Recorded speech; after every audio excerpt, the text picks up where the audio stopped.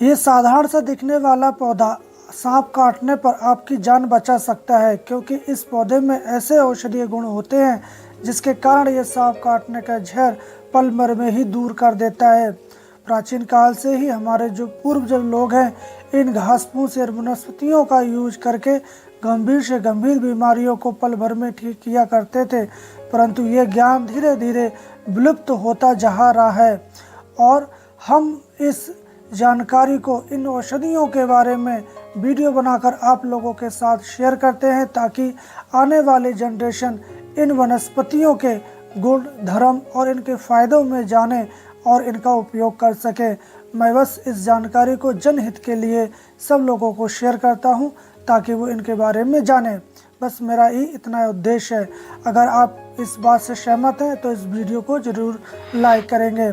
तो दोस्तों, जो पौधा आप देख रहे हैं, इस पौधे को भिन्न भिन्न नामों से जानते हैं, जैसे कि इसको संस्कृत में दुड़पुष्पी, दुड़वा, फले फूला, सुफुलवी, हिंदी में गूमा, गूमा, देहल दोना, मराठी में देव कुमारा, कुमा, तुम्बा, बंगाली में दुड़पुष्पी, गुजराती में कूबो, पंजाबी में छत्रक और इसका वर्टिकल नाम ल्यूकस शिव लोटस है। तो दोस्तों, आप अपने क्षेत्र में इस वनस्पति को किस नाम से जानते हैं, हमें कमेंट बॉक्स में ज़रूर बताएं। तो दोस्तों, वनस्पतियां देखने में एक समान लगती हैं, परंतु इनमें गुण धर्म या कुछ अंतर होते हैं। अगर आपने सही वनस्पति को नहीं आइडेंटिफाई किया तो उसका यूज करने पर आपको कुछ नुकसान भी हो सकते हैं।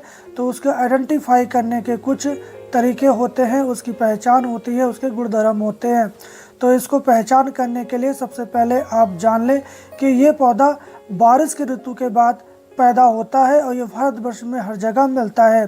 और जैसे ही दिसंबर का महीना आता है या सर्दियों का महीना आता है, ये वनस्पति सूख जाती है, परंतु कहीं कहीं इलाकों में ये वनस्पति साल के 12 मास भी मिल जाती है।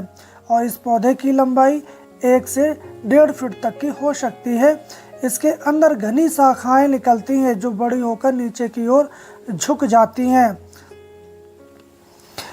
इसके सारे पौधे पर एक सदृश या गुम्बक से दिखाई पड़ते हैं और उसके ऊपर पत्ते निकलते हैं जो 3 इंच से लेकर आधे इंच तक लंबे हो सकते हैं। और ये फूल, इसके फूल जो है डंठियों के ऊपर लगते हैं, जो प्रत्येक डंठी में कम से कम 50 से 150 छोटे छोटे से फूल दिखाई पड़ते हैं। कुछ इस प्रकार गुच्छों में होते हैं। ये सारे पौधे के ऊपर सफ़ेद या भूरे रंग के रोए भी दिखाई पड़ते हैं। तो इसको गूमा इसलिए बोला जाता है। जो आकर से आप फूल देख रहे हैं, ये किसी मस्जिद या मंदिर की गुम्बद की तरह दिखाई पड़ता है, इसलिए लोग इसको गूमा के नाम से जानते हैं। अब बात करते हैं इसके औषधि गुणों के बारे में। तो आयुर्वेदिक मतानुसार यह वनस्पति उष्ण, भारी, स्वादिष्ट, रूखी, गर्म, वात पित्त कारक होती है। ये पचने में भारी होती है, दस्तावर है और सूजन, सूखी खांसी को ये दूर करने वाली होती है। यूनानी मतानुसार ये औषधि गर्म व खुश्क मानी जाती है और ये पेट को साफ करती है, वायु और कफ का ये मिटा देती है। पीलिया में ये बहुत लाभदायक होती है, पेट के कीड़े भी ये नष्ट करती है। इसका काढ़ा बनाकर आप पी लेते हैं तो आपका जो कफ का ज्वर है वो भी मिट जाता है। और सांप काटने पर इसके विष के इलाज में इसकी रस की कुछ बूंदें आप नाक में टपका दें तो जो सांप काटने पर जो बेहोशी है वो दूर हो जाती है। गूमा के एक फल लेकर आप 250 ग्राम पानी में इसको पीस लें और 2 तोला मिश्री मिलाकर आप इसको पिला दें। ऐसा करने से आपको ठंड से आने वाला बुखार उतर जाता है। इस पौधे को आप जड़ सहित उखाड़ लें और इसकी जड़ को आप पानी से साफ कर लें। साफ करने के बाद आप इसका रस निकाल लें और उस रस को आप आँख में अंजन की तरह लगाते हैं तो आपकी पीलिया मिट जाती है। इसकी रस की मात्रा छोटे बच्चों पर 1 से 2 ग्राम की मात्रा में आप दे सकते हैं और जो बड़े लोग हैं उनको आप 10 ml से लेकर 20 ml तक की मात्रा में सेवन करवा सकते हैं। छोटे बच्चों को जो खांसी हो जाती है तो आप इसमें 3 ग्राम रस इसका ले लें और इसमें थोड़ी सी चुटकी भर सुहागा मिलाकर और शहद के साथ आप चटा दें दिन में 3 बार, तो उनकी सूखी खांसी बहुत जल्दी मिट जाती है। इसके रस में आप छोटी पीपल का चूर्ण मिला के और आप पिला दें। ऐसा करने से आपके संधिगत जो वात है या जो जोड़ों का दर्द है वो भी दूर हो जाता है। सिर दर्द होने पर आप इसके रस में काली मिर्च मिलाकर और माथे पर आप लेप कर दें तो आपके सिर दर्द भी ठीक हो जाता है। इसी प्रकार इस औषधि को सांप कांटे पर बहुत यूज किया जाता है। ये सांप कांटे के एंटीडोट मानी जाती है। हमारे जो कई वैद्य लोग हैं इसका यूज करते हैं। मैंने तो अभी तक यूज करके नहीं देखा है सांप काटने पर, परंतु हमारे जो साथ के वैद्य लोग हैं इसका यूज किया करते हैं। तो सांप काटने की मूर्छा होने पर आप इसकी रस निकाल के नाक में टपका दें तो उसकी मूर्छा दूर हो जाती है। अगर व्यक्ति बेहोश नहीं है और होश में है तो आप इसका रस निकाल के 10 ml की मात्रा में आप हर आधे घंटे पर पिलाते रहें। ऐसा आप कुछ समय करते हैं तो उसके सांप काटने का जो विष है वो दूर हो जाता है। परंतु आपको ऐसा करने से पहले अपने नज़दीकी जो वैद्य हैं, ये जो डॉक्टर हैं, उनकी निगरानी में ज़रूर करें। अगर देर हो जाती है, अगर आपको समझ में नहीं आता है कि इसको किसने काटा है, तो हो सकता है उस व्यक्ति की मृत्यु भी हो जाए। तो आप ऐसी लापरवाही ना करें और सांप काटे व्यक्ति को नज़दीकी चिकित्सा में ज़रूर संपर्क करें। तो दोस्तों इस जो औषधि है इसके बहुत सारे फ़ायदे हैं। उसी प्रकार आपके कहीं स्किन प्रॉब्लम हो जाती है, खास खुजली हो जाती है, तो आप इसके पत्तों को पीस कर उसका कहीं लेप कर दें जहां खास खुजली है, तो वो खास खुजली भी दूर हो जाती है।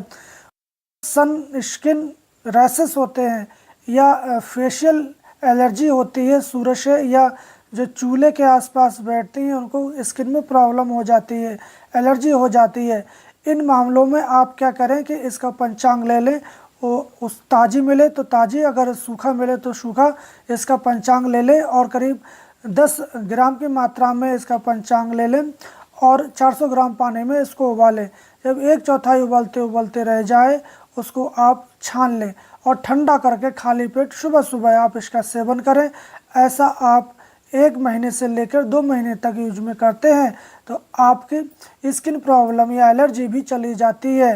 ये बहुत ही इफ़ेक्टिव है क्योंकि एक इकलौती ऐसी औषधि है जो खून को साफ करती है और स्किन प्रॉब्लम को दूर कर देती है। और ये टाइफाइड बुखार में भी इसका यूज बहुत अच्छे से किया जाता है। टाइफाइड बुखार में आप इसमें कुटकी, चिरायता और दुड़ पुष्पी, इन तीनों चीज़ों को आप मिला लें, कूट लें और इसको जौ कूट करके रख लें। और जब भी आपको ज़रूरत हो आप इसको करीब 5 ग्राम की मात्रा में 1 गिलास पानी में इसको खौलाएं और खौलाने के बाद जब 1/4 रह जाए, 1 कप रह जाए, आप इसको छान कर और ठंडा कर कर खाली पेट सुबह शाम पिला दें। ऐसा आप 5-6 दिन करते हैं तो आपका टाइफाइड या ठंड से आने वाला जो बुखार है वो हमेशा हमेशा के लिए चला जाता है। और ये पीलिया में भी बहुत अच्छे से यूज किया जाता है। पीलिया में आप इसका काढ़ा बना के पिलाएं या फिर इसके जो रस है आप इसको भी नाकों में डाल दें, या फिर इसके रस का आप आँखों में अंजन करते हैं तो पीलिया रोग भी बहुत जल्दी ठीक हो जाता है। पीलिया के लिए भी बहुत अच्छी औषधि मानी जाती है। लीवर डिसीज में भी इस दुड़ पुष्पी का यूज किया जाता है और मध्य प्रदेश और छत्तीसगढ़ में इस दुड़ पुष्पी का साग बनाकर खाया जाता है। वहाँ लोग कहते हैं अगर इसको एक बार साग बनाकर आप खा लें तो आपको 6 महीने तक लीवर से संबंधित कोई बीमारी नहीं होती है, पीलिया भी नहीं होती है। तो दोस्तों जैसे कि मैंने बताया कि ये सीजनली पौधा होता है और ये जो ठंड आने पर ये पौधा सूख जाता है, परंतु आप उससे पहले इसको उखाड़ के रख लें, सुखा के रख लें और इसको साल भर यूज में ला सकते हैं।